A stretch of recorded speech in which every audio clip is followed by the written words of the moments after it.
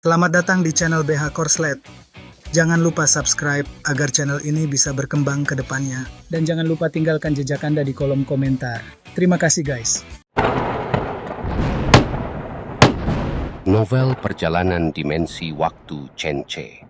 Jangan lupa tinggalkan jejak Anda di kolom komentar. Semoga menghibur. Terima kasih. Bab 295. Ular berbisa itu sudah berada di tempatnya, tetapi Zhang Bungsu tidak segera pergi ke rumah Chen-Che. Dia menunggu dengan tenang di tempat yang relatif terpencil. Dia sedang menunggu saudara-saudaranya keluar. Mereka tidak akan pernah bertindak sendiri. Bahkan jika mereka hanya membunuh orang biasa, mereka akan menggunakan seluruh kekuatan mereka untuk membunuh mereka bersama. Karena mereka selalu percaya pada satu kebenaran, yaitu saudara yang bekerja sama-sama kuatnya dengan emas.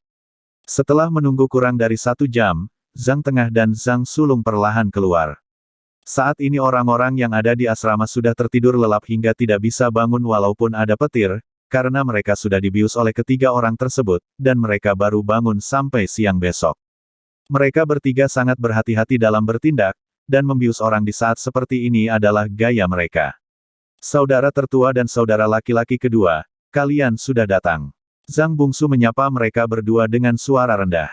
Nah, orang-orang di asrama itu sudah diurus. Saudara ketiga, apakah kamu sudah memanggil ular? Zhang Bungsu meminta mereka untuk melihat ular berbisa di bawah kakinya. Cahaya bulan saat ini sangat terang, tidak hanya menerangi lingkungan sekitar dengan jelas, tetapi juga membuat mereka dapat melihat ular berbisa yang menyembulkan kepalanya. Lumayan, kamu sudah memanggil begitu banyak ular berbisa. Bahkan 9 nyawa pria bernama Chen-Che itu tidak cukup untuk menghalangi kematian. Begitu kita membunuhnya, kita akan segera kabur ke pegunungan dan hutan. Dengan bantuan pegunungan dan hutan, bahkan jika orang-orang desa ini mengejar kita, mereka tidak akan bisa menangkap kita. Dalam hal ini, Zhang bersaudara sangat percaya diri karena mereka dibesarkan di pegunungan, seperti ibu mereka, dapat mentolerir mereka dan membiarkan mereka bersembunyi di dalamnya dengan mudah. Baiklah saudara-saudara, setelah kita menyelesaikan pekerjaan ini, kita bisa dianggap sedang diberikan kebahagiaan dan kemakmuran. Maka kita akan menjadi orang yang populer di hadapan Tuan Gao. Kita tidak lagi harus hidup hati-hati seperti dulu, juga bisa mendapat berkah menjadi pejabat. Hehehehehehe. Ketiga bersaudara itu semuanya tertawa, dan mereka semua penuh dengan ekspektasi untuk masa depan mereka. Setelah beberapa saat, mereka bertiga berangkat menuju akademi. Akademi itu sangat mudah ditemukan, terutama di bawah sinar bulan yang terang, sehingga mereka menyelinap menuju akademi tanpa usaha apapun. Namun, tindakan mereka agak lambat karena harus mengkhawatirkan anjing warga desa. Setelah menyebabkan beberapa anjing menggonggong, Zhang Bungsu langsung memerintahkan ular berbisa itu untuk pergi dan membunuh anjing penjaga orang lain. Racun itu menggigit anjing tersebut, dan gonggongan anjing tersebut segera berhenti tanpa membuat pemilik rumah khawatir. Dengan cara ini, mereka berjalan, membunuh anjing-anjing saat mereka pergi, membunuh semua anjing di desa dalam jarak garis lurus dari jalan mereka. Anjing-anjing malang itu tidak tahu siapa yang telah mereka sakiti sampai mereka harus mati, dan mereka semua digigit sampai mati oleh ular berbisa. Segera, mereka tiba di akademi. Tidak ada anjing di akademi. Mereka berjalan melewati akademi dengan sikap angkuh. Saat mereka lewat, mereka bercanda, orang-orang ini tidak tahu apa gunanya membangun akademi seperti itu di desa sialan ini. Ada berapa banyak anjing pelajar? Untuk apa belajar menghabiskan waktu? Zhang Bungsu menggemakan kakak laki-lakinya dan berbisik, ya, para sarjana ini tidak berguna. Apakah mereka berani membunuh orang? Mereka hanya dapat menggunakan pena. Mereka adalah yang paling tidak berguna dan paling bodoh. Mereka secara terbuka memandang rendah para pelajar semata-mata karena rasa rendah diri mereka sendiri. Seperti halnya mereka yang lulus sekolah dasar dan kemudian berhasil menghasilkan uang dan mencapai sesuatu karena suatu kesempatan, mereka memandang rendah para mahasiswa tersebut. Begitu pula dengan mahasiswa pasca sarjana. Pandangan hidup yang dangkal inilah yang menjadi filosofi hidup Zhang bersaudara. Kita di sini, melihat kebodohan mereka. Sungguh sia-sia tidur dengan menyalakan lampu di malam hari. Kita akan membunuhnya nanti dan membakar rumah bersamanya. Zhang Sulung memandang rumah Chen-Che dengan marah, karena dia memikirkan kesombongan Chen-Che dan kemarahan yang dia rasakan ketika memasuki desa Chenjia, dan dia hampir terbunuh oleh atraksi pedang. Semua kebencian terhadap Chen Ce ini terekam di kepalanya. Saudaraku, kudengar ketiga istri Chen Ce lebih cantik dari yang lain. Jika saatnya tiba, kita bertiga bersaudara akan memiliki satu istrinya untuk masing-masing dari kita. Zhang Bungsu berkata sehingga matanya bersinar terang. Zhang Tengah menyela dan berkata, tidak apa-apa, tapi bisakah kamu tidak membunuh Chen Ce dulu? Biarkan dia hidup untuk melihat bagaimana istrinya menderita. Hehehe, kudengar salah satu dari mereka sedang hamil, saudara laki-laki tertua dan saudara ketiga, wanita hamil harus diserahkan kepadaku. Hei, tidak masalah, saudara kedua, aku tahu seleramu sangat kuat, jadi wanita hamil itu milikmu. Ketiga bersaudara itu sudah mulai membagi harta rampasan.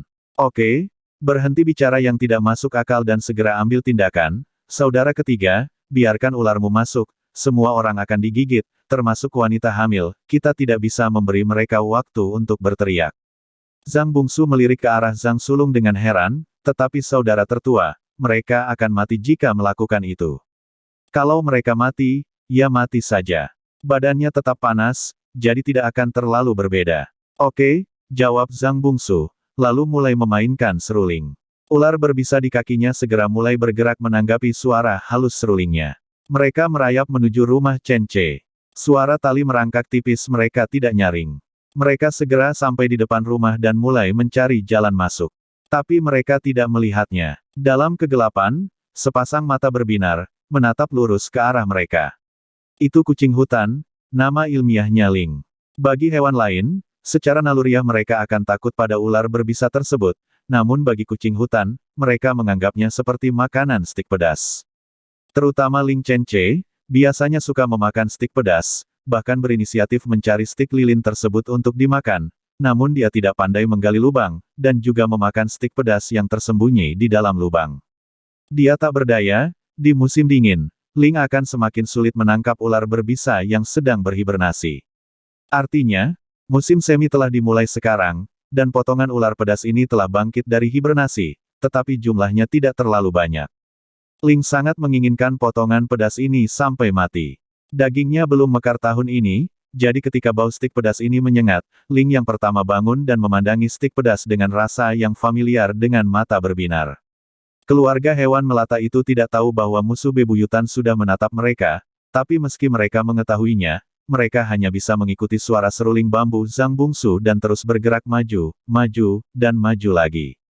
Pintu kayu rumah Chen Ce telah diperbaiki dan masih baru. Pintu lama yang berlubang telah lama diganti.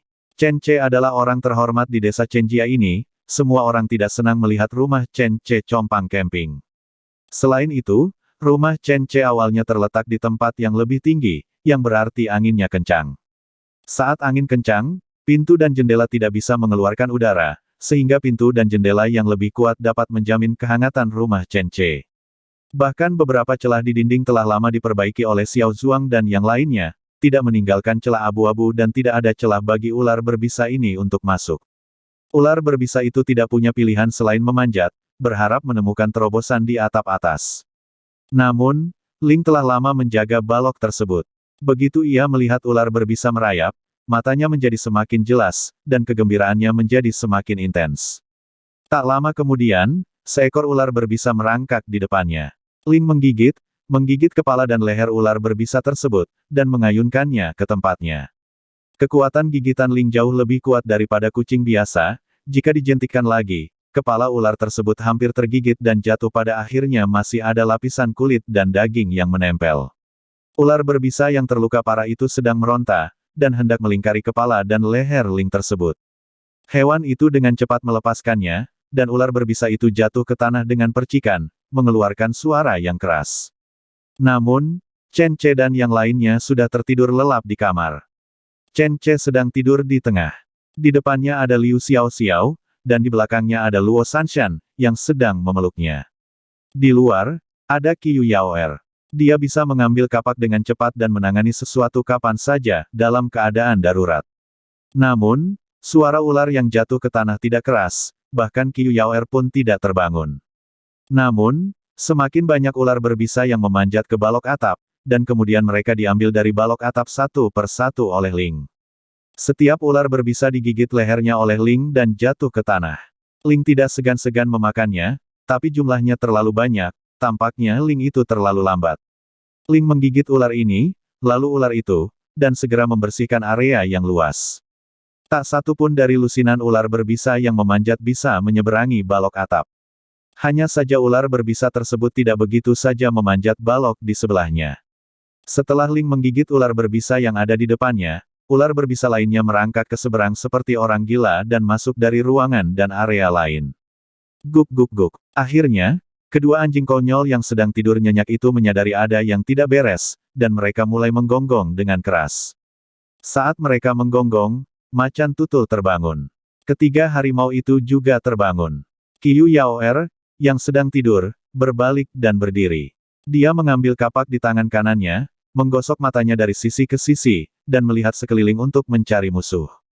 Ada apa? Luo Sanshan juga terbangun dan memanggil anjingnya, kuning, hitam, siapa yang datang? Si hitam dan si kuning besar masih berteriak dan terus mundur, karena sudah ada beberapa ular berbisa di depan mereka. Di bawah komando Zhang Bungsu, mereka terus bergegas menuju setiap makhluk hidup di dekatnya, tentu saja anjing itu tidak akan dilepaskan oleh mereka. Menghadapi ular berbisa, kedua anjing bodoh itu jelas tidak bisa sekuat Ling. Satu gigitan pada satu waktu, mereka tahu betul bahwa ular berbisa ini sangat berbisa, jadi meskipun mereka menggonggong dengan keras, mereka mundur dengan sangat cepat. Ada ular. Qiu Yaoer meraung, mengambil kapak dan bergegas ke depan, lalu menebas ular itu dengan kapak. Dengan satu pukulan kapak, dia membelah seekor ular menjadi dua bagian. Tapi kepala ular yang terpenggal masih ingin menggigitnya, yang membuat wajah Qiu Yaoer pucat karena ketakutan. Chen Ce dan Liu Xiaoxiao juga terbangun setelah mendengar suara tersebut, dan ekspresi mereka berubah saat melihat ular masuk dari atas ke dalam rumah. Ini adalah ular berbisa. Hati-hati, jangan terlalu dekat. Mata tajam Luo Sanshan segera melihat bahwa ular berbisa ini tidak sederhana. Mereka semua tampak berwarna-warni, dan memberi kesan pada orang sekilas tahu, ada yang salah dengan jenis ular ini. Begitu Qiu Yaoer merespons, dua ular merayap dengan cepat dari dua arah dan akan menggigitnya. Bab 296. Suara yang dihasilkan ular berbisa saat melata sangat kecil, selama terdapat sedikit suara yang tidak normal, maka suara merayapnya sama sekali tidak terdengar. Justru karena cara merayap senyap inilah yang membuat aksinya terlihat semakin menakutkan, sehingga ular berbisa ditakuti banyak orang, karena sifatnya yang pendiam dan sulit diwaspadai. Bahkan Qiu Yaoer merasa sedikit mati rasa. Tentu saja, itu karena dia adalah seorang gadis dan memiliki rasa takut yang alami terhadap ular. Oleh karena itu, saat menghadapi ular tersebut, dia tidak seberani dan lincah biasanya. Dia melihat dua ular berbisa merayap mendekat, dan tepat ketika mereka hendak menggigit Qiu Yaoer, dua sosok melompat dengan cepat. Mereka adalah dua harimau besar, Hua Hua dan Dou Dou. Ketika mereka melihat Qiu Yaoer dalam kesulitan, mereka langsung membunuh ular itu atas inisiatif mereka sendiri. Dibandingkan dengan tubuhnya yang besar, ular berbisa ini berukuran sangat kecil, namun sebagai penguasa kucing, kedua harimau tersebut sama sekali tidak takut pada kedua ular berbisa tersebut. Kekuatan kedua harimau tersebut begitu besar sehingga dengan mudahnya mematahkan kedua ular tersebut. Tubuhnya terbelah menjadi tiga bagian. Bagian tengahnya digigit oleh kedua harimau tersebut, dan kedua bagian kepala dan ekornya dipisahkan.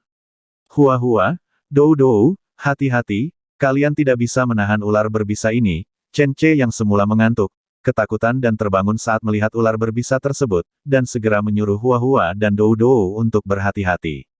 Ular berbisa ini telah dimusnahkan, tetapi masalahnya belum terselesaikan secara mendasar. Semakin banyak ular berbisa yang keluar dari atap balok. Situasi ini bahkan membuat Chen Ce merasa mati rasa. Suamiku, apa yang terjadi? Apa yang terjadi? Liu Xiaoxiao sangat ketakutan hingga dia memegang tangan Chen Ce dengan sangat erat. Chen Ce menghiburnya dan membaringkannya kembali ke tempat tidur, lalu membungkus tangan dan kakinya dengan spray. Sanshan, Yaoer, cepat bungkus tempat di mana dia mudah digigit. Ini adalah ular berbisa, dan siapapun yang digigit olehnya maka akan celaka. Macan tutul gemuk, apa yang kamu lakukan? Macan tutul gemuk masuk dari ruangan lain dan ketika dia melihat ular berbisa, dia bergegas maju dengan gembira, mengambil ekor ular dan mulai makan. Ia suka memakan potongan ular stik pedas ini seperti halnya Ling, namun tidak sekuat Ling. Biasanya ia tidak suka berburu ular berbisa tersebut karena ia mengetahui betapa kuatnya ular berbisa tersebut. Tapi tentu saja dia harus makan potongan stik pedas yang sudah jadi. Kenapa ada begitu banyak ular berbisa yang masuk? Ini sangat tidak normal. Rambut Qiu Yaoer sedikit mati rasa. Jika Anda perhatikan lebih dekat, Anda akan menemukan bahwa tangan kecil Qiu Yaoer yang memegang kapak sedikit gemetar. Jika bukan karena melindungi keluarganya, dia akan berteriak ketakutan. Namun, di belakangnya ada saudara perempuan dan suaminya yang tercinta. Dia tidak mundur sedikit pun atau menyerah sedikit pun.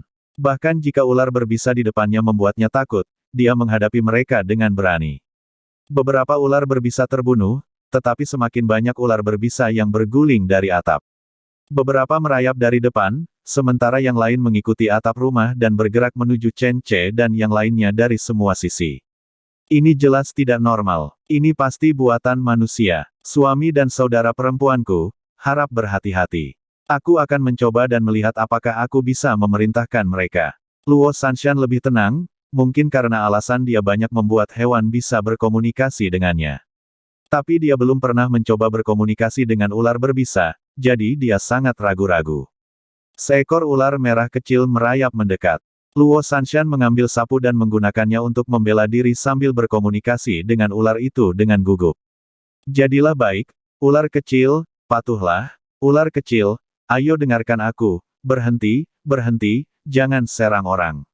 Adegan ajaib terjadi, ular yang dimanipulasi oleh suara seruling bambu benar-benar berdiri separuh tubuhnya, meludahkan gigitan ular, memiringkan kepalanya, dan memandang Luo Sanshan dengan rasa ingin tahu. Berhasil. Melihat reaksi ular kecil itu, Luo Sanshan merasa ada yang tidak beres. Ular kecil, kita berteman. Kamu tidak bisa menggigit temanmu. Pergi dan bantu aku menghentikan ular-ular kain. Jangan biarkan mereka menggigit siapapun. Ular merah sepertinya telah dilatih sejak lama. Begitu Luo Sanshan selesai berbicara, ia berbalik dan bergegas menuju ular 5 langkah. Sungguh menakjubkan, Sanshan, lihat, ini dia, seru Liu Xiao, seekor ular kembang kol tebal tergantung di atap, dan ular tipis itu sedang menjelajah. Ketika Chen Ce melihatnya, dia menghela nafas lega, jangan gugup, ini adalah ular kembang kol. Meski terlihat besar, namun tidak beracun. Tapi Sanshan, tolong taklukkan dia. Ular kembang kol adalah musuh para ular berbisa ini. Meskipun ular kembang kol tidak berbisa, namun ia akan memakan ular lain. Alasan utamanya adalah karena ukurannya yang besar. Ia tidak takut dengan bisa ular berbisa lainnya. Ia dapat memakannya satu per satu atau menghentikannya. Luo Sanshan segera membacakan mantra sihir padanya, ular kembang kol, dengarkan aku, kita berteman, jangan sakiti kami, pergi dan bantu aku menghentikan ular berbisa di balok atap. Itu jelas hanya kata-kata sederhana, tetapi setelah keluar dari mulut Luo Sanshan, itu benar-benar memiliki kekuatan sihir yang tidak dapat dijelaskan, membuat ular kembang kol mematuhi perintah Luo Sanshan dan bertarung dengan ular berbisa di atas balok. Itu adalah ular berbisa berwarna hitam legam yang tidak bisa disebutkan namanya. Ular kembang kol itu jauh lebih besar darinya. Begitu kedua ular itu bertarung, mereka langsung jatuh dari balok, mengeluarkan suara berdebar dan menjadi sangat kuat. Luo Sanshan tidak berhenti dan terus menyerang ular berikutnya. Melihat kemampuan bertarung yang kuat dari ular kembang kol tersebut, ia langsung memilih ular kembang kol tersebut untuk diserang. Beberapa ular kembang kol yang datang semuanya berbalik menjadi temannya, juga ada 2 ular merah, seekor ular 5 langkah, dan 2 ular berkepala besi yang menjadi temannya. Mereka semua menjadi temannya mengikuti ucapan dari mulut kecil Luo Sanshan yang cantik dan mulai memperjuangkannya. Seluruh prosesnya sebenarnya sangat cepat, memakan waktu kurang dari 5 menit. Selama periode ini, beberapa ular berbisa bergegas mendekat dan mencoba menyerang Chen Ce dan yang lainnya, tetapi mereka semua dibunuh oleh Chen Ce dan Qiu Yaoer. Walaupun keseluruhan prosesnya sangat berbahaya dan mengasyikkan, karena beberapa ular berbisa bisa meleset, namun jumlahnya banyak, sebaliknya Chen Ce dan yang lainnya tidak berani meninggalkan satu ekor pun. Di zaman tanpa serum ini, kalau digigit ular berbisa harus dikupas kulitnya, sangat beracun, apalagi tergigit oleh ular 5 langkah dan kepala besi, Anda sama sekali tidak bisa terselamatkan. Anda dapat menceritakan kata-kata terakhir dan menulis surat wasiat Anda secara langsung. Chen Ce merasa bingung seperti bola mati rasa. Ular berbisa ini tidak mungkin muncul secara alami. Meskipun ada banyak ular berbisa di pegunungan, mereka semua bersembunyi dari manusia. Chen Ce melakukan perjalanan melalui waktu selama lebih dari 2 tahun, dia bertemu ular hanya segelintir kali, apalagi ular berbisa. Tidak lama setelah dia melakukan perjalanan kembali ke masa lalu, seekor ular muncul di rumah kepala desa. Itu adalah ular kembang kol. Ular itu sangat besar, beratnya 3-5 kilogram. Itu adalah ular terbesar yang pernah dilihat Chen Ce dengan matanya sendiri. Semula ia mengira kepala desa akan mengambil dagingnya, setelah dibunuh lalu dimakan, karena pada saat itu semua orang berpenghasilan rendah dan hidup dalam kemiskinan. Ular kembang kol ini cukup untuk membuat kepala desa dan seluruh keluarganya mengadakan upacara pemukulan yang baik. Namun yang tidak disangka Chen Ce adalah kepala desa tua itu dengan sopan mengusir ular kembang kol yang jatuh dari atap rumahnya, tanpa ada niat untuk melukainya. Saat itu, kepala desa tua mengatakan bahwa ular kembang kol adalah ular domestik dan sangat spiritual.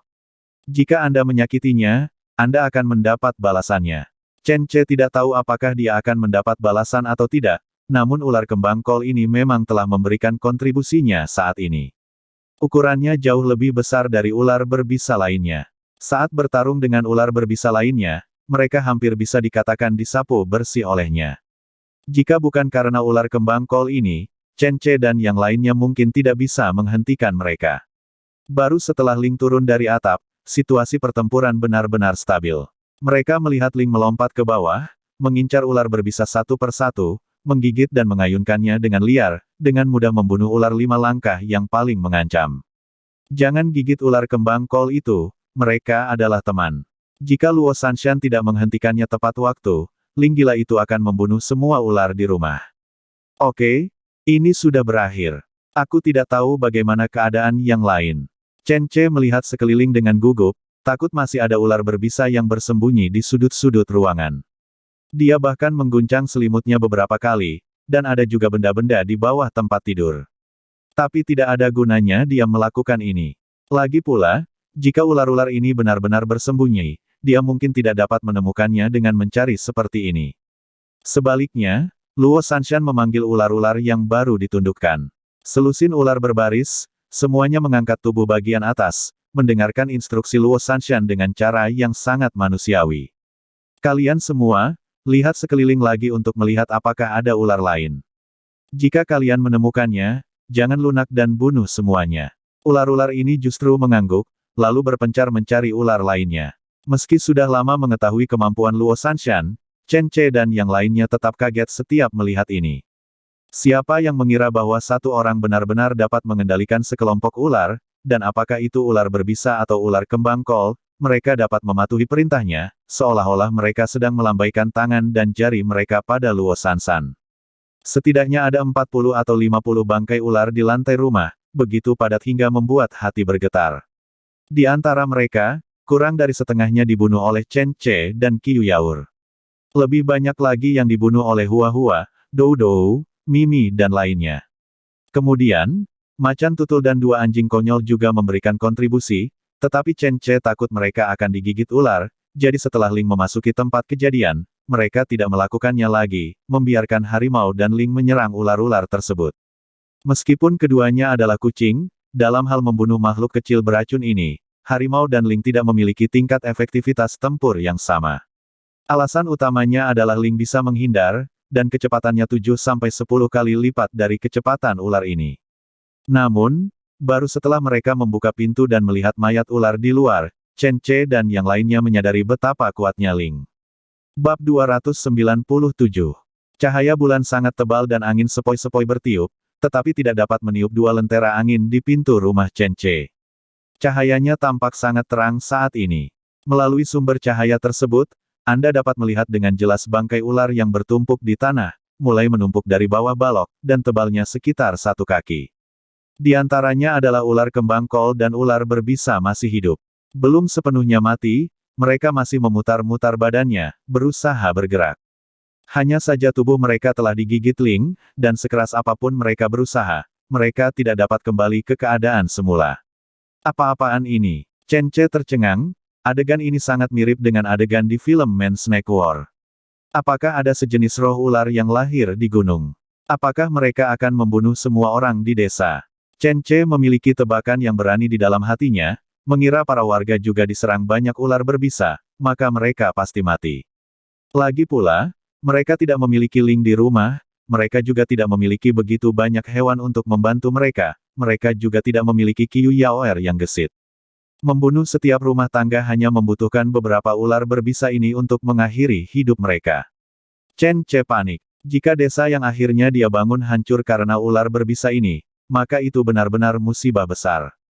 Ketika Chen Ce memikirkan hal ini, dia berbalik dan ingin pergi ke desa untuk melihat-lihat. Suami, tunggu, saya ikut dengan Anda. Qiu Yaoer mengejarnya. Dia mengeluarkan senjatanya dan melemparkan panah otomatis ke arah Chen Ce. Chen Ce mengangguk dan keluar bersamanya. Kemudian dia berbelok di tikungan dan melihat tiga pria yang tampak persis sama, berjongkok di pinggir jalan. Chen Ce memandang mereka dengan sangat terkejut, dan mereka juga memandang Chen Ce dan yang lainnya seolah-olah mereka melihat hantu. Kelima orang itu saling memandang dan melihat keterkejutan satu sama lain. Ketiga orang ini secara alami adalah Zhang bersaudara, yang kembar tiga, karena mengira kemenangan mereka sudah pasti.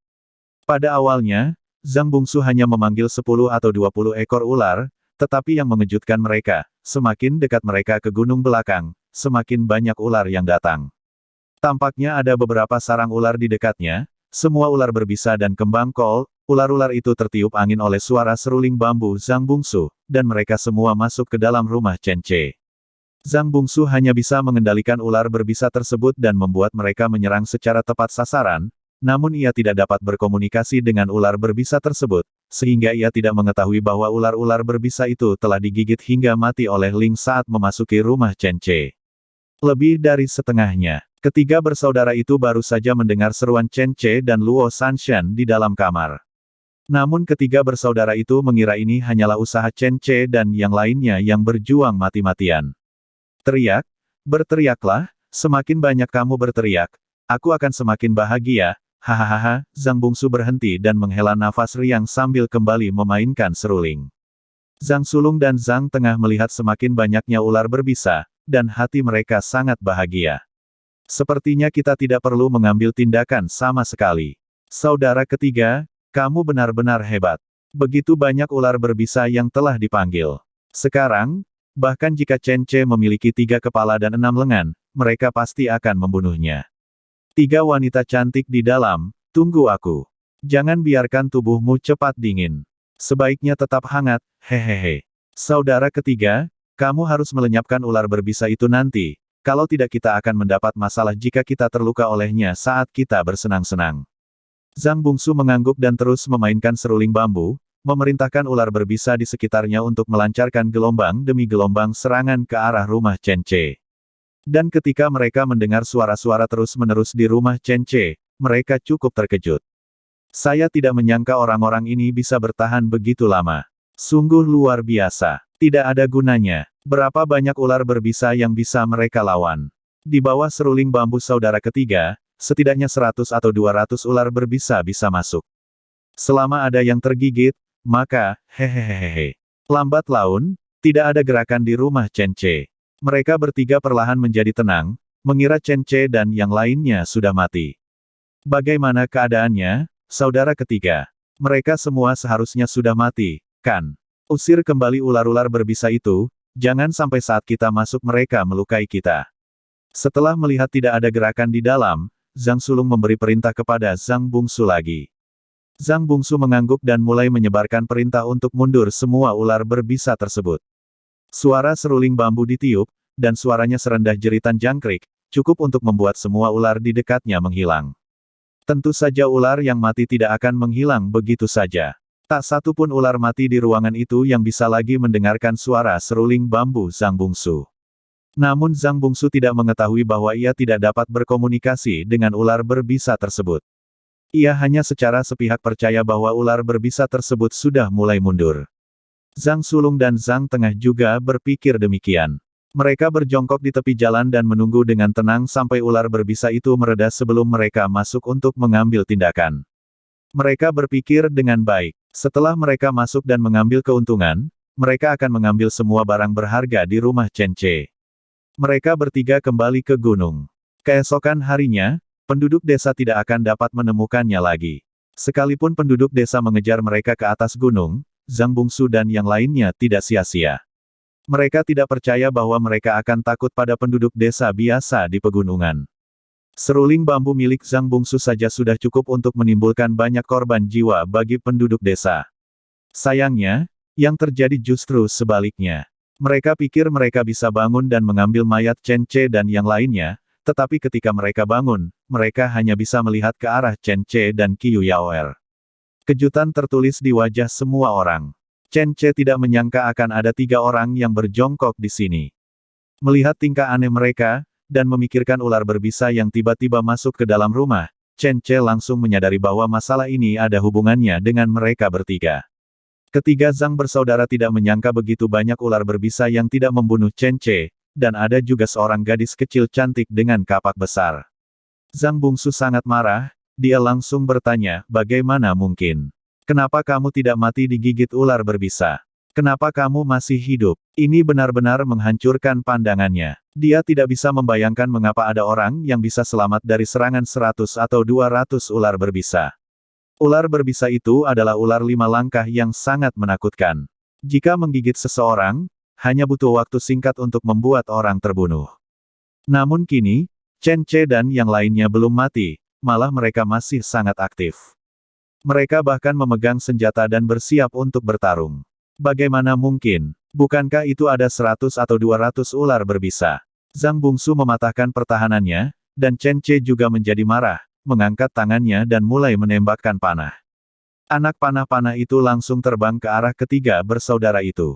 Zhang Sulung segera melangkah maju dan memblokir panah itu dengan tubuhnya. Chen Ce mendengar suara dentang anak panah mengenai tubuhnya. Hal ini membuat Chen Ce tertegun sejenak, mengira orang ini mengenakan pakaian pelindung seperti pelat baja.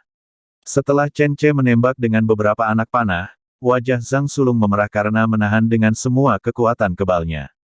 Meskipun latihan kungfunya sangat bagus, itu tidak lebih baik dari memotong dengan pedang lebar. Anak panah ditembakkan pada satu titik, dan area penahan kekuatannya berbeda-beda. Meskipun dia menjaga setiap anak panah yang jatuh, dia tidak membiarkan panah memasuki tubuhnya. Namun rasa sakit yang menyayat hati masih membuat wajahnya memerah. Setelah menyaksikan Chen Ce menembakkan beberapa anak panah, Zhang Sulung menekan wajah merahnya dan berteriak, saudara kedua, bantu aku. Zhang Tengah langsung mengerti, menghunus pedangnya dan mendekati Chen Ce. Chen Ce mengabaikannya, berbalik dan lari ke belakang. Di sampingnya, Qiu Yaoer secara otomatis maju ke depan, dan kapak perang Xuan Hua menyerang dari bawah ke atas dengan pedang panjang Zhang Tengah. Dengan dentang, kekerasan kapak Xuan Hua yang diperkuat dengan baja berada pada tingkat yang lebih tinggi. Tidak hanya secara langsung membuka celah pada pedang Zhang Tengah, tetapi kekuatan yang sangat besar bahkan membuat Zhang Tengah terlempar ke belakang. Zhang Tengah tercengang. Dia tidak menyangka gadis kecil yang dia lawan bisa sekuat itu. Namun, sebelum dia sempat bereaksi, Qiu Yaoer sudah tiba. Qiu Yaoer sangat marah. Ternyata ular berbisa itu disebabkan oleh orang-orang ini. Tidak bisa dimaafkan, tidak bisa dimaafkan, serahkan nyawamu. Qiu Yaoer meraung dengan marah, dan kapak Xuan Hua menghantam Zhang Tengah berulang kali dengan kecepatan yang luar biasa. Zhang Tengah membuat satu kesalahan dan kesalahan lainnya. Setelah menerima beberapa pukulan kapak dari Qiu Yaoer satu demi satu, rahangnya terbelah karena guncangan, dan lengannya sakit serta mati rasa. Bagaimana mungkin seorang gadis kecil memiliki begitu banyak kekuatan? Seni bela diri ini benar-benar hebat.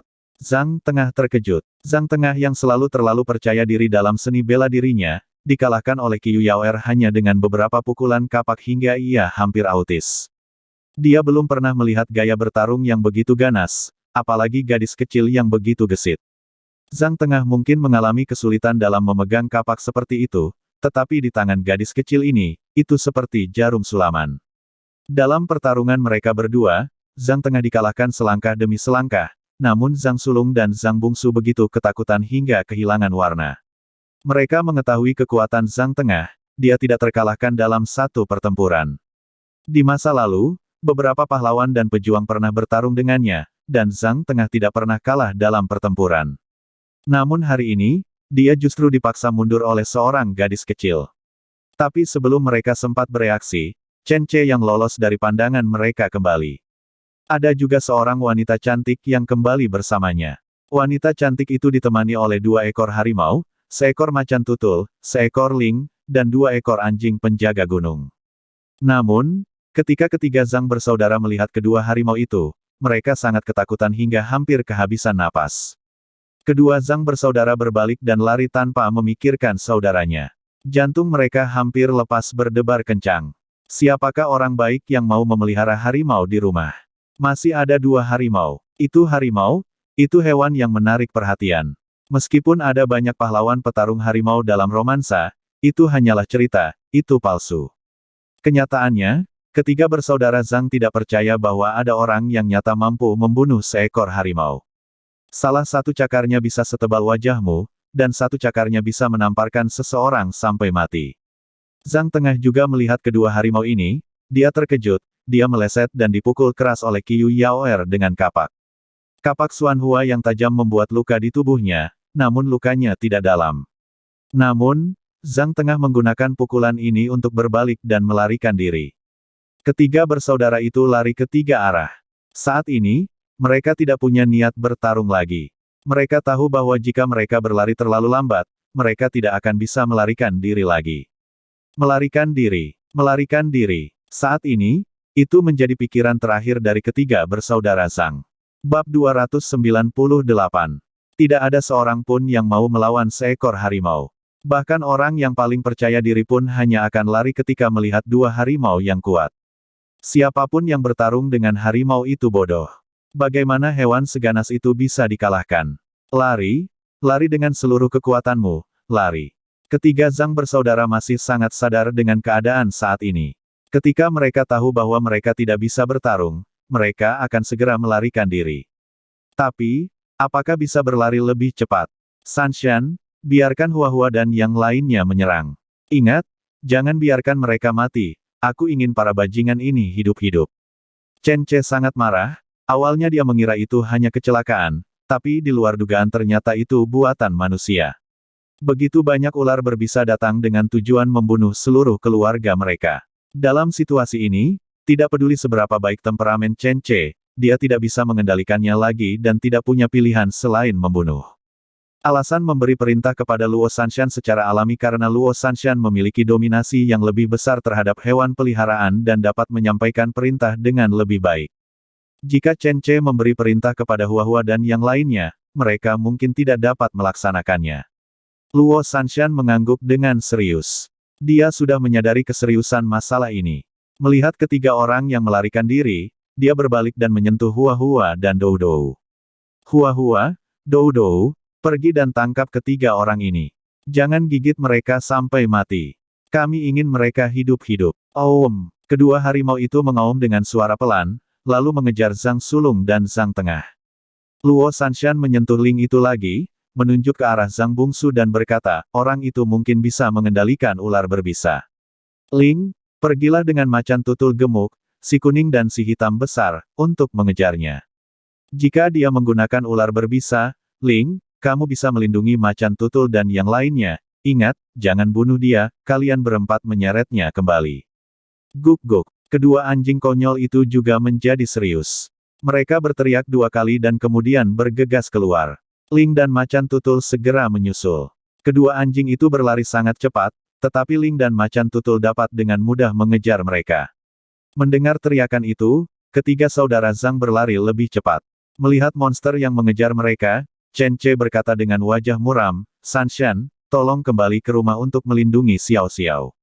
Sebelum kami kembali, tutup pintunya, perhatikan keselamatannya, dan biarkan Mimi melindungi kalian. Dari ketiga harimau tersebut, Chen Che juga meninggalkan 1 harimau, Mimi, di rumah untuk melindungi mereka.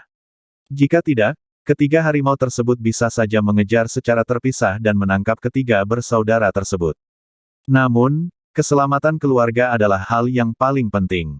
Seekor harimau dibiarkan melindungi mereka, jika tidak, Chen Che tidak akan berani keluar. Baiklah, suami, Yaoer, harap berhati-hati. Luo Sanshan kembali ke rumah dengan patuh dan menutup pintu dengan rapat. Saat itulah Chen Che dan Qiu Yaoer tiba di akademi, membawa lentera kemarahan. Akademi yang siang hari ramai dengan aktivitas kini sangat sepi. Chen Che naik ke lantai 2 akademi. Di sini terdapat bel perunggu yang biasanya digunakan untuk membangunkan para siswa. Bel dibunyikan sebelum dan sesudah kelas. Di tengah malam, pada pukul 2 atau 3 pagi, saat itulah semua orang tidur paling nyenyak, dan seluruh desa sangat sepi. Pada saat ini, bel berbunyi, sekali, 2 kali, 3 kali. Chen Che berdiri dengan tangan di belakang tangan dan melihat ke seluruh desa, sementara Qiu Yaoer membunyikan bel di sampingnya. Di desa, lampu menyala satu demi satu. Di asrama perguruan tinggi, para siswa segera bangun. Ada apa? Kenapa ada yang membunyikan bel di tengah malam? Bangun dan lihat apakah terjadi sesuatu. Semua siswa bangkit, dan yang lebih cepat dari mereka adalah penjaga desa. Mereka langsung pergi dari pintu masuk desa menuju akademi. Pemimpin shift malam ini adalah Yuli, dan dia serta saudara-saudaranya segera datang untuk memastikan keamanan desa. Ada apa, Tuan? Apa yang terjadi? Yuli berdiri di bawah dan mengangkat kepalanya untuk bertanya pada Chen Che. Chen Che berkata dengan wajah muram, ada 3 orang yang terlihat persis sama, mengendalikan ular berbisa untuk membunuhku. Jika bukan karena banyaknya hewan peliharaan di rumah, aku khawatir aku dan ketiga istriku akan mati sekarang. Apa yang dikatakan Chen Che tidak keras, tapi sangat dingin. Yuli dan semua orang di tim pengawal terkejut saat mendengarnya, dan api amarah langsung memenuhi dada mereka. Setelah Yuli mendengar perkataan Chen Che, tangan dan kakinya langsung terasa dingin karena menyadari siapa 3 orang yang dibicarakan Chen Che. Dan ketiga orang itu diizinkan masuk olehnya. Yuli segera berlutut di tanah, keringat mengucur di dahinya, dan dia mulai bersujud, Tuan, saya yang membiarkan mereka masuk, saya pantas mati, saya pantas mati, saya pantas mati. Yuli melakukan benturan berat, tapi dalam beberapa saat kepalanya berdarah. Pada saat ini, Tong Dalei, Xiao Zhuang, dan Chen Xiaobing semuanya datang. Ketika mereka mendengar bel, mereka berlari ke sini tanpa berpikir atau bahkan mengenakan pakaian. Karena mereka semua tahu kalau tidak ada yang salah, bel akademi tidak bisa berbunyi saat ini. Begitu mereka datang, mereka melihat Yuli bersujud membenturkan dengan keras kepalanya di tanah. Mereka tidak tahu kenapa, tapi mereka tidak bisa terus melihat Yuli seperti ini. Tuan, Tong Dalei, Chen Xiaobing dan yang lainnya berlutut dan mulai melindungi Yuli. Chen Che menarik napas dalam-dalam dan berkata perlahan, berhenti bersujud, Yuli, aku tidak bermaksud menyalahkanmu, aku hanya sangat marah, karena aku, Yaoer dan semuanya hampir mati di tangan ketiga orang ini. Apa? Chen Xiaobing dan yang lainnya bingung. 3 orang. 3 orang apa? Tong Dalei juga tidak mengerti. Orang di sebelahnya dengan cepat menjelaskan, 3 orang datang ke desa pada sore hari tadi dan ingin bergabung dengan pengawal desa. Melihat bahwa mereka semua memiliki keterampilan unik, Yuli meminta Tuan untuk membuat pengecualian dan mengizinkan mereka masuk. Namun, dia tidak menyangka mereka punya niat jahat dan justru mencoba membunuh Tuan di tengah malam. Ngomong-ngomong, mereka bisa mengendalikan ular berbisa. Orang yang menjelaskannya adalah siswa dari akademi. Pikiran mereka bekerja dengan cepat dan mereka dengan cepat menemukan hubungan sebab dan akibat. Chen Xiaobing dan yang lainnya berkeringat dingin setelah mendengar ini. Tong Dalei bahkan berbalik dan menendang Yuli. Yuli, kamu benar-benar ceroboh, kamu. Tong Dalei tidak bisa berkata apa-apa untuk disalahkan, karena sebenarnya Yuli tidak bisa disalahkan sama sekali atas kejadian ini.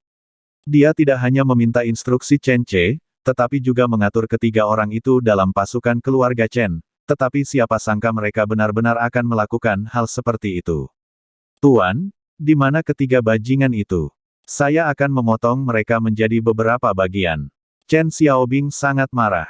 Dia sudah mengangkat pisaunya. Jika ketiga orang itu ada di depannya, dia pasti akan langsung membunuh mereka. Hua Hua dan Dou Dou mengejar mereka. Aku yakin kita bisa segera menangkap mereka. Aku akan membawa kalian ke rumahku dulu. Chen Che menghela nafas, dan kemarahan tanpa nama di hatinya perlahan mereda. Yuli dan yang lainnya sebenarnya tidak bisa disalahkan atas masalah ini. Ketiga orang itu jelas sudah bersiap.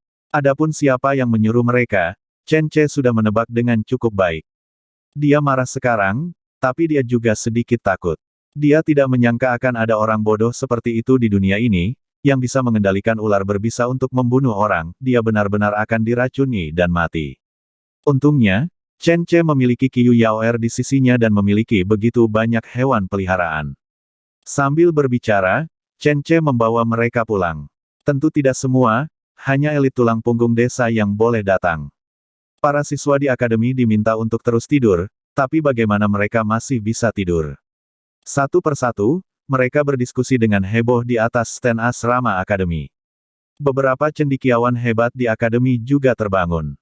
Wang Hongwen, Qiu Bailu, Mo Wenwen dan lainnya juga mengenakan mantel dan datang ke rumah Chen Ce. Semua orang kaget saat melihat bangkai ular berbisa di tanah. Begitu banyak ular berbisa yang mati. Ya Tuhan, siapa yang menggigit mereka sampai mati? Qiu Bailu menusuk ular berbisa itu dengan tongkat dan menemukan bahwa tidak ada satupun dari mereka yang bisa bergerak. Itu adalah Ling. Hewan ini seharusnya menjadi musuh ular berbisa ini. Jika bukan karena dia menggigit semua ular berbisa di balok di sini, begitu banyak ular berbisa akan mengalir ke dalam rumah, dan kami mungkin sudah mati. Tidak ada lagi yang akan tersisa. Chen Ce tersenyum pahit, merasa sangat takut. Tangan Qiu Yaoer masih sedikit gemetar hingga saat ini, yang menunjukkan betapa besarnya pengaruh ular berbisa tersebut. Saya memang pantas mati Tuan, biarkan saja saya mati.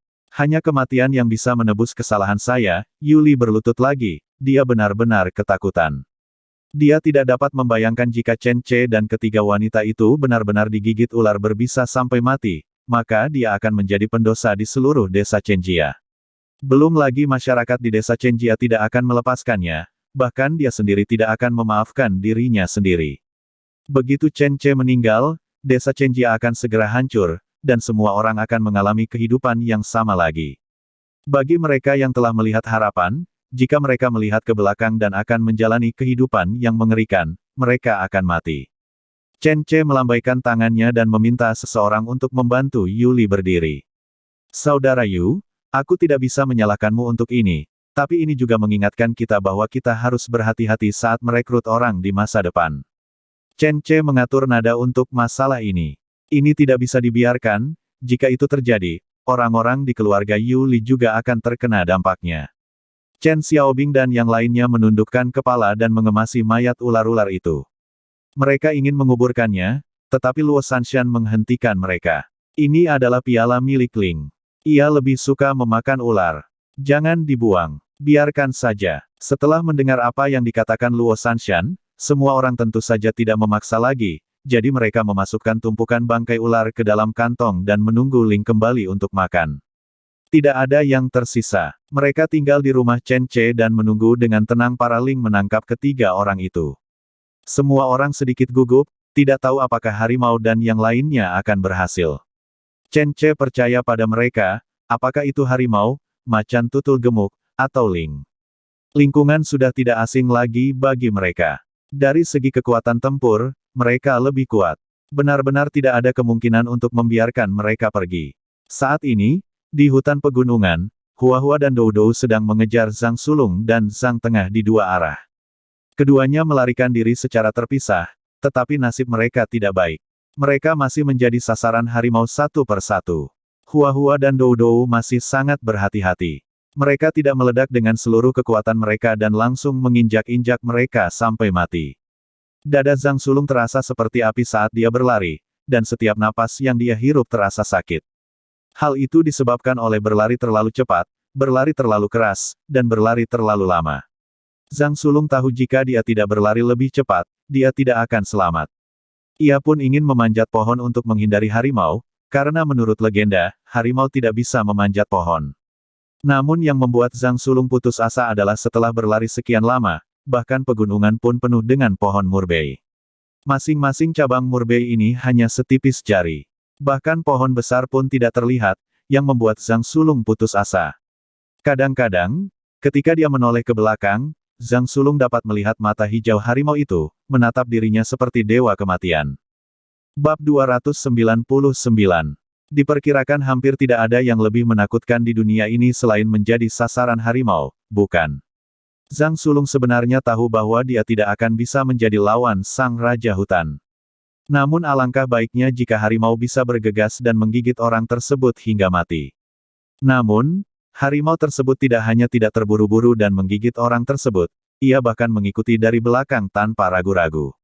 Sungguh menakutkan. Zhang Sulung berlari sampai sekarat. Dia akhirnya memutuskan untuk tidak berlari lagi. Dia berbalik, terengah-engah, menatap harimau itu yang tidak jauh, dan mengeluarkan senjatanya. Ayolah binatang tua, tidak, aku tidak takut padamu, aku di sini akan membunuhmu, ayo, ayo. Dia terengah-engah dan bahkan tidak bisa berbicara dengan jelas. Kakinya gemetar, dan dia hampir tidak bisa memegang senjata di tangannya, tapi dia tetap meraung keras. Hua-Hua mengejarnya, dan Hua-Hua perlahan keluar dari hutan.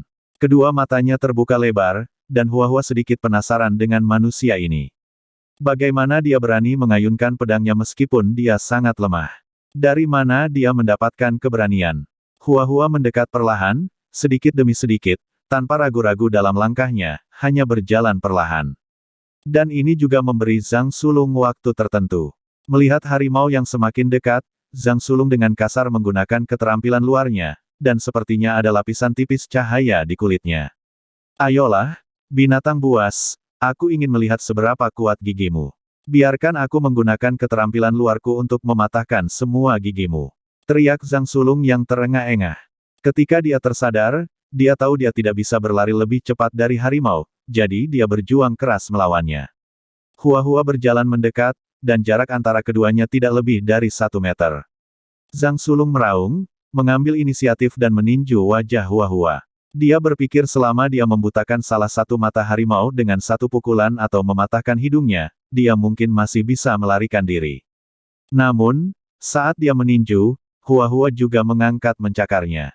Kuku harimau yang sangat tajam langsung merobek kulit lengannya, merobek beberapa alur darah dalam di lengannya. Rasa sakit yang parah membuat Zhang Sulung menjerit. Hua-Hua sepertinya sedang bermain dengan sejenis mainan, mencakar tubuhnya satu demi satu. Dalam waktu singkat, kerja keras melatih tubuh kebal luar biasa yang dibanggakan Zhang Sulung benar-benar robek. Ada bekas cakar yang tak terhitung jumlahnya di tubuhnya, tapi itu tidak berakibat fatal. Anggota tubuhnya yang dicakar adalah yang tidak mematikan, terutama kedua kakinya. Untuk mencegahnya melarikan diri, Hua-Hua dengan lembut menggigit kedua kakinya. Zhang Sulung mengira sepasang kaki besinya, yang sekeras besi hitam, tidak berbeda dengan sebatang batang rami di mulut Hua-Hua, dan langsung digigit. Hasil akhirnya adalah Zhang dipegang di paha Hua-Hua dan terhuyung ditarik kembali ke desa Chenjia. Di sisi lain, nasib Zhang Tengah tidak jauh lebih baik dari nasib Zhang Sulung. Keterampilan seni bela diri Zhang Tengah yang percaya diri tidak dapat digunakan dalam menghadapi kekuatan absolut Dou Dou. Dia menggunakan keterampilan pedang yang luar biasa untuk mencoba membelah kepala Dou Dou. Tapi begitu dia melompat, Dou Dou menamparnya dengan cakarnya.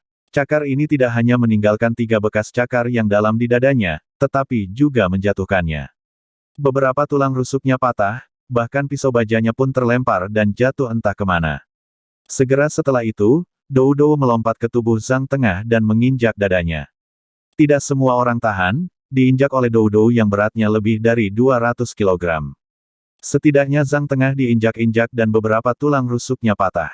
Dou Dou bahkan tidak menggigit kakinya. Pada akhirnya, dia meraih pahanya dan menyeretnya kembali ke desa Chenjia. Karena Zhang Bungsu mengetahui racun dan dapat mengendalikan ular berbisa, Luo Sanshan secara khusus mengincarnya dan mengirimkan Ling yang tercepat. Ketika Zhang Bungsu melihat bahwa dia tidak dapat melarikan diri, dia ingin memanggil ular berbisa untuk membantunya, tetapi Ling telah bergegas ke arahnya dan mencakar seruling bambu dan wajahnya hingga berkeping-keping dengan satu cakar. Benar-benar keras sampai ke inti, bahkan 2 giginya patah, dan sisi kiri wajahnya semakin berdarah dan berubah menjadi tampilan yang sangat menakutkan. Sekarang apalagi seruling bambu, kalaupun ada, Zhang Bungsu tidak akan bisa lagi memainkan suara seruling bambu tersebut. Dia menjerit dan meraung saat si kuning dan si hitam bergegas menggigit tangan dan kakinya dengan ganas. Dia juga diinjak oleh macan tutul hitam besar, dan kemudian dia diajari bagaimana menjadi seorang pria oleh macan tutul tersebut. Macan tutul melakukan jurus yang jatuh dari langit dan langsung menginjak tubuh Zhang Bungsu. Meskipun macan tutul gemuk tidak seberat harimau, sebagai salah satu hewan peliharaan paling gemuk di keluarganya, macan tutul gemuk memiliki berat lebih dari 50 kg, Dengan berat sebesar ini, ia tidak dapat berlari lebih cepat dari Ling sama sekali, dan tidak akan mampu berlari lebih cepat dari harimau, berlari lebih cepat dari anjing jika dibiarkan di alam liar. Tapi tidak masalah. Pokoknya di rumah ada makanan, jadi itu sudah cukup. Sekarang begitu ia melompat ke bawah, keempat kaki macan tutul dengan telapak tangan berdaging itu seperti 4 pipa baja yang menempel di tubuh Zhang Bungsu, menginjak-injaknya begitu keras hingga dia mengerang dan tidak bisa mengeluarkan suara. Sakit, sakit sekali. Zhang Bungsu sangat kesakitan hingga dia tidak bisa berbicara. Pada akhirnya, beberapa kelompok kecil ini bergabung untuk menyeret anggota tubuhnya dan bergegas pulang. Meskipun Luo Sanshan meminta mereka untuk tetap hidup, dan mereka tetap menjaga tangan mereka, ketika mereka bertiga diseret kembali ke rumah Chen Che, mereka sudah dipenuhi memar. Halaman rumah Chen Che terang benderang, dan semua orang terkemuka di desa Chen berada di tempatnya. Melihat ketiga orang yang terluka parah ini, Yuli ingin melangkah maju dan membunuh mereka dengan cara yang paling kejam. Namun dia menahannya, karena dia juga tahu bahwa informasi tentang ketiga orang ini masih sangat penting, dan bahkan jika dia ingin menyiksa mereka sampai mati, dia tidak bisa terburu-buru saat ini. Ketiga orang itu diseret ke tengah halaman, dan waktu yang dibutuhkan mereka untuk diseret kembali tidak lebih dari 3 menit. Sungguh menakjubkan. Orang ini memiliki tubuh yang tidak bisa dihancurkan dan tidak bisa dipotong dengan pedang baja, tapi Hua-Hua mengambilnya dengan mudah.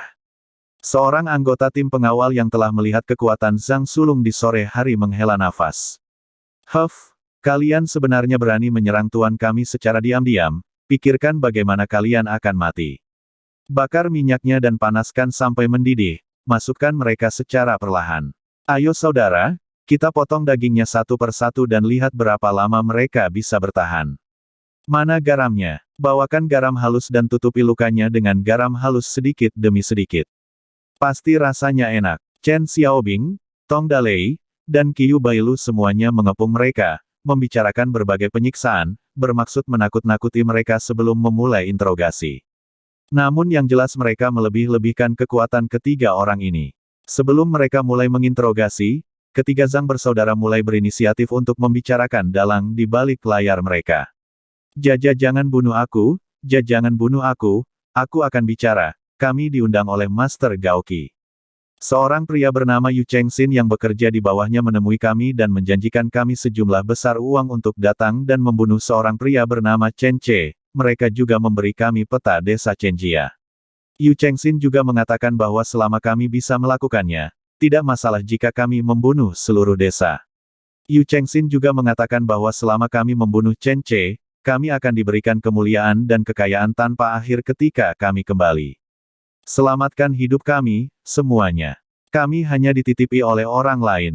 Kami belum berhasil. Kami sangat berguna, dan kami juga bisa melatih pengawal desa Chenjia. Kami mengetahui soal kungfu, dan yang kami latih pasti akan menjadi sangat kuat. Ya, saudara ketigaku juga bisa mengendalikan ular berbisa, serangga berbisa, dan binatang buas lainnya. Dia juga memiliki seruling yang bisa memanggil hewan peliharaan yang mematikan. Untuk bertahan hidup, ketiga bersaudara itu benar-benar melakukan segala kemungkinan. Sayangnya, Zhang Bungsu tidak bisa berkata-kata. Namun untuk membuktikan bahwa dia benar-benar memiliki seekor hewan peliharaan, dia dengan gemetar mengeluarkan seruling tulang cadangan dan menyerahkannya kepada saudara keduanya. Meskipun ketiga bersaudara itu masing-masing memiliki kemampuannya sendiri, mereka juga mengetahui beberapa keterampilan kecil satu sama lain. Misalnya, Zhang Tengah juga tahu cara memainkan seruling tulang. Dia mengambil seruling tulang dan mulai memainkannya dengan keras.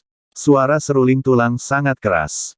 Semua orang mengira dia berbohong, atau dia punya trik kotor yang belum dia gunakan. Jadi Chen Xiaobing segera menghentikannya. Namun saat dia meletakkan seruling tulangnya, dia langsung mendengar jeritan yang jelas di langit malam. Segera setelah itu, sesosok tubuh besar jatuh dari langit. Semua orang tiba-tiba menjadi gugup, karena sosok ini tidaklah kecil. Ia adalah seekor raptor Haidongqing, atau elang raksasa dengan bintik-bintik hitam dan bulu putih di sekujur tubuhnya. Saat jatuh, terlihat sayapnya terbentang hingga 1,8 meter, dan memiliki sepasang cakar yang tajam. Hampir sebesar telapak tangan orang dewasa. Jika kita tidak bisa membayangkan bentuknya, kita bisa membayangkan hewan peliharaan yang ditunggangi Brahma Kumbara di film kolosal. Kira-kira sosoknya tidak terlalu jauh berbeda. Ia mendarat tepat di belakang Zhang Bungsu, memandang sekeliling ke semua orang dengan mata elangnya yang tajam, tampak memprovokasi dan memperingatkan.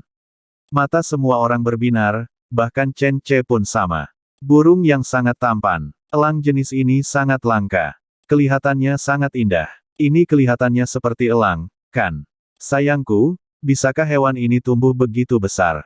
Ini burung suci Goguryeo. Sulit sekali menemukannya. Yang lain hanya mengomentari keindahan burung ini dan itu, tapi Qiu Bailu benar-benar pantas menjadi prefek, dia berpengetahuan luas.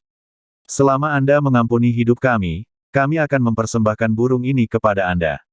Jika Anda tidak setuju, maka saya akan meniup seruling tulang ini dan burung itu akan terbang ke langit dan tidak pernah kembali. Zhang Tengah memulai untuk mengancam semua orang secara langsung. Chen Ce tertawa terbahak-bahak ketika mendengar ini, kamu ingin kami melepaskanmu dengan benda seperti ini. Hahaha, kamu cukup pandai meremehkan orang lain. Sanshan, Chen Ce berteriak, dan Luo Sanshan maju selangkah, melambai ke elang Hai Dongqing, lalu tersenyum lembut. Burung kecil, kemarilah, datanglah padaku. Zhang Tengah dengan cepat berkata, jangan sia-siakan usahamu. Burung ini telah dipelihara oleh saudara ketiga saya selama 3 tahun. Butuh banyak usaha untuk membudidayakannya sejak kecil. Tidak ada yang bisa memanggilnya kecuali seruling tulang saudara ketiga saya. Dia tidak akan mendengarkan siapapun. Sebelum Zhang Tengah menyelesaikan kata-katanya, dia melihat burung elang Hai Dongqing dengan patuh melompati tubuh Zhang Bungsu, dan kemudian dengan patuh berjalan menuju Luo Sanshan selangkah demi selangkah. Luo Sanshan mengulurkan tangannya. Ketika burung elang Hai Dongqing mendekat, dia mengusap kepala besarnya ke telapak tangan Luo Sanshan seperti anak kucing. Dia menggosoknya berulang kali, seolah-olah dia telah dibesarkan oleh Luo Sanshan sejak kecil. Ini, bagaimana ini mungkin? Zhang Tengah membuka matanya lebar-lebar, tampak tidak percaya. Dia benar-benar tidak menyangka burung elang Hai Dongqing akan mendengarkan Luo Sanshan. Yang lebih luar biasa lagi adalah Zhang Bungsu yang tidak bisa berkata-kata. Dia tidak menyangka elang Hai Dongqing, yang dibesarkannya, akan benar-benar berlari untuk bercinta dengan orang lain. Tahukah Anda, Hai Dongqing ini biasanya sangat sombong. Bahkan Zhang Bungsu, yang telah membesarkannya sejak kecil, tidak pernah diperlakukan begitu penuh kasih sayang olehnya. Tapi sekarang, seorang gadis yang baru dia temui pertama kali, hanya melambai dan berteriak, dan Hai Dongqing secara otomatis berlari, dan terlihat antusias. Bab 300. Tangan Luo Sanshan terulur seperti itu, dan burung elang Hai Dongqing menggosoknya lagi dan lagi. Setelah menggosoknya di sini, ia menggosoknya di sana, ia juga mengibaskan ekornya dan menggoyangkan sayapnya terbesar seolah sedang menghormati majikannya. Luo Sanshan memandangi burung kecil yang lucu ini dan terus memujinya. Baiklah, anak kecil, kamu sangat baik dan patuh. Aku berikan hadiah yang bagus untuk ini. Hai Dongqing menjadi lebih bahagia ketika dia mendengar Luo Sanshan memujinya. Dia melebarkan sayapnya dan melompat-melompat ke tanah. Semua orang tercengang. Hanya Chen Ce dan orang lain yang telah melihat keterampilan Luo Sanshan lebih dari sekali yang terbiasa dengan fenomena ini. Ketika pergi ke kampung halaman Luo Sanshan, dia menunjukkan cara mengendalikan 2 babi gemuk besar dengan mudah. Malam ini, dia dengan mudah menghasut lebih dari selusin ular untuk memberontak, menyebabkan mereka langsung berhenti mematuhi perintah seruling Zhang Bungsu dan berbalik untuk membantu Luo Sanshan melawan ular berbisa lainnya. Kini, tepat di depan mata banyak orang, burung elang besar Hai Dongqing, yang dibesarkan oleh Zhang Bungsu sejak kecil, berubah menjadi penurut. Keahlian unik Nyonya Luo sungguh luar biasa. Pantas saja dia bisa mengatur Hua-Hua dan yang lainnya dengan sangat baik. Hewan-hewan ini benar-benar mematuhi perintahnya seperti ini. Saya belum pernah melihat ini sebelumnya. Siapa yang bisa menolak melihat ini? Zhang Bungsu dan yang lainnya lebih seperti kehilangan ibu mereka sendiri. Alat tawar-menawar terakhir telah hilang. Luo Sanshan pergi dan mengeluarkan sekantong ular. Tentu saja, itu berisi piala Ling malam ini. Ketika Ling melihat Luo Sanshan menghabisi semua ular, dia segera berlari dan mulai menggesek kaki Luo Sanshan seperti anak kucing. Luo Sanshan mengambil seekor ular dengan sumpit, melemparkannya ke Ling terlebih dahulu, lalu menepuk kepalanya. Ling kecil, terima kasih malam ini, burung kecil ini adalah teman kita sekarang. Rukunlah dan aku akan memberinya makan daging ular. Ling menggosok kaki Luo Sanshan 2 kali dan menggosok telapak tangannya, sepenuhnya setuju. Luo Sanshan menyentuhnya, mengambil ular lain, dan menyerahkannya kepada Hai Dongqing dengan sumpit. Ling suka memakan ular berbisa ini, dan Hai Dongqing lebih suka memakannya. Menurutnya, ini adalah potongan yang sangat pedas. Hai Dongqing sendiri juga merupakan musuh dari ular berbisa dan serangga berbisa ini. Melihat ular berbisa itu, Hai Dongqing sangat bersemangat hingga dia terus menginjak tanah dengan kakinya, seperti seorang anak kecil yang melihat mainan favoritnya. Melihat ini secara gratis membuat Zhang Bungsu dan yang lainnya putus asa. Bagaimana dengan Hai Dongqing yang tampan yang mereka besarkan? Hal ini biasanya tidak mau diabaikan oleh Zhang Sulung. Bahkan ketika diberi makan daging yang disukainya, burung itu akan tetap marah. Tapi bagaimana sekarang? Sekarang hal ini benar-benar seperti, burung itu berkata, beri aku makan dengan cepat, beri aku makan dengan cepat, aku sangat lapar. Ular berbisa itu dimasukkan ke dalam mulut Hai Dongqing, dia segera menginjak tubuh ular itu dengan cakarnya. Dengan kekuatan yang kuat dari mulutnya yang runcing, dia merobek sebagian daging ular itu lalu melanjutkan merobek daging ular lainnya. Ibarat anak kecil yang sudah lama lapar, ia makan dengan cepat dan lancar. Setelah semua orang memperhatikan beberapa saat, mereka kembali memusatkan perhatian mereka pada ketiga saudara Zhang. Ketiga bersaudara itu telah memindahkan semua chip mereka dan mengungkap dalang mereka. Jika mereka hanya ingin bertahan hidup seperti ini, biayanya terlalu murah bagi mereka. Ketika semua orang melihat ke arah Chen Ce melambaikan tangannya. Chen Xiaobing dan Tong Dalei, terutama Yuli, adalah yang tercepat. Mereka jelas-jelas akan menggunakan berbagai cara untuk membuat mereka tidak dapat bertahan atau mati. Tidak ada yang akan menghentikan mereka, bahkan Wang Hongwen yang baik hati pun tidak, karena dia juga tahu bahwa Chen Ce hampir mati, maut hanya berjarak sehelai rambut, di tangan mereka bertiga bersaudara. Bagaimana orang seperti itu bisa dibiarkan hidup? Wang Hongwen mengetahui pentingnya Chen Ce. Jika sesuatu terjadi pada Chen Ce, maka desa Chenjia akan dihancurkan. Segera, teriakan ketiga saudara Zhang terdengar di luar. Tidak ada yang akan bersimpati dengan mereka, dan inti masalahnya kembali ke permainan dengan Gaoqi. Qiu Bailu menghela nafas, saya tidak menyangka dia menjadi begitu ekstrim dan mengirim pembunuh secara langsung. Ini benar-benar mengancam nyawa. Li Ming, apa yang ingin kamu lakukan? Sikap Chen Ce sangat penting. Semua orang menoleh, tapi di dalam hati, semua orang sudah menebak keputusan Chen Ce. Apakah menyerah atau mengalah? Itu bukan gaya Chen Ce, dan meskipun Chen Ce menyerah, orang-orang di desa Chenjia tidak akan melakukannya. Terutama Yuli. Dia menunggu untuk menebus dosa-dosanya. Selama Chen Ce memberi perintah, Yuli akan siap mati. Dia akan berusaha sekuat tenaga untuk membunuh Gaoqi, Yu Chengxin, dan semua orang yang terkait dengan masalah ini. Brengsek, masalah ini tidak bisa dinegosiasikan. Benar saja, Chen Ce mengatur nada suaranya segera setelah dia membuka mulutnya. Tidak sopan datang dan pergi tanpa membalas.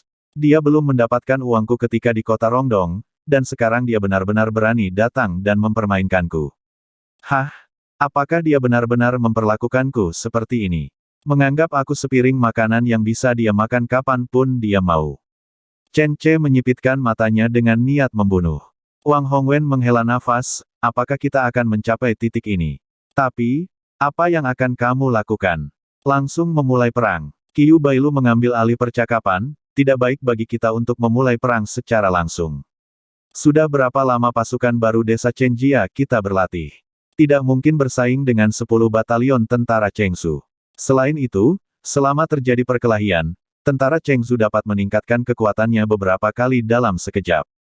Mereka mampu merekrut banyak orang dari bangsawan lokal dan penduduk lokal yang kaya, itu adalah keuntungan yang tidak dapat Anda bandingkan. Kata-kata Qiu Bailu langsung pada intinya, dia hampir mengatakan bahwa jika mereka memulai perang langsung, desa Chenjia pasti tidak akan bisa mengalahkan mereka. Chen Ce mengangguk, saya tidak pernah berpikir untuk memulai perang secara langsung. Ini akan sangat merugikan desa Chenjia kita. Dan memulai perang secara langsung, apa bedanya dengan pemberontakan? Hanya saja saya tidak tahan dengan nada ini. Tidak sopan jika tidak membalas, karena Gaoqi telah mengambil tindakan terhadapku, maka aku akan memperlakukannya dengan caranya sendiri. Oh, apakah kamu punya ide, Li Ming? Katakan padaku secepatnya. Aku ingin melihat bagaimana kamu memperlakukan orang lain dengan caranya sendiri. Qiu Bailu seperti anak kecil, ketika dia sangat tertarik, dia memegangi kepalanya dan menatap Chen Ce dengan serius. Chen Ce tidak berpura-pura dan langsung menyatakan rencananya. Dia bisa menggunakan ular berbisa, dan saya juga bisa menggunakannya. Kebetulan Sanshan telah menaklukkan beberapa ular 5 langkah, dan itu harus digunakan untuk melawan Tuan Gao. Sambil berbicara, Luo Sanshan, yang sedang menggoda burung elang Hai Dongqing, menjentikkan jarinya tanpa menoleh ke belakang, dan kemudian dia melihat 3 ular 5 langkah merayap keluar dari bawah tempat tidur.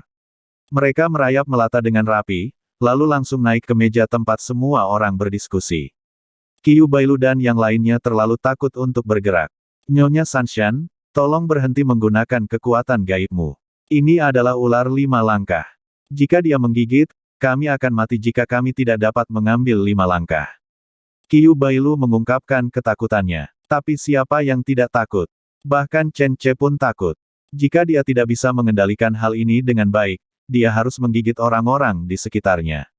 Meskipun dia memiliki kepercayaan hampir tanpa syarat pada Luo Sanshan, dia masih merasa sedikit gugup di hatinya. Luo Sanshan tersenyum, menjentikkan jarinya lagi, dan kemudian ular 5 langkah itu merayap kembali ke bawah tempat tidur dengan sangat patuh. Semua orang menghela nafas lega. Qiu Bailu berkata, jika Anda memperlakukan orang lain dengan caranya sendiri, maka menurut saya tidak ada masalah. Anda tidak hanya dapat menghadapi Gao Qi dan yang lainnya, tetapi juga tidak sepenuhnya berselisih. Ini memang yang terbaik dari kedua dunia. Itu ide yang bagus, tapi Nyonya Sanshan harus pergi ke ibu kota provinsi bersama, kan? Itu pasti. Jika Sanshan tidak pergi, orang lain tidak akan bisa mengarahkannya. Meskipun belum ada rencana yang jelas, Luo Sanshan pasti akan pergi bersamanya. Bersambung ke bab selanjutnya.